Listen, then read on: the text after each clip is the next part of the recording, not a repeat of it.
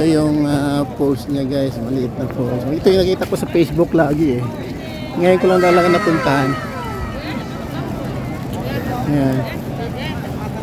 Masasakyan, makikita natin ng personal ang post na ito. Ayun.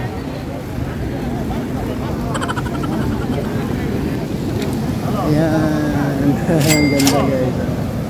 Little Niagara ng Riyadh. Niagara Falls.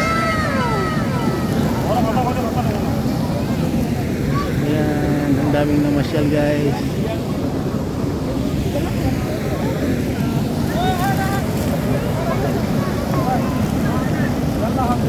Ito na yung yung Lake Park.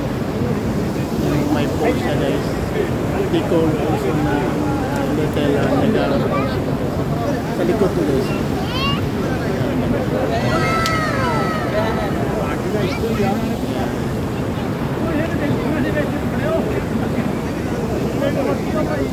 Makikita nyo dito pag pumunta kayo sa Lake Park.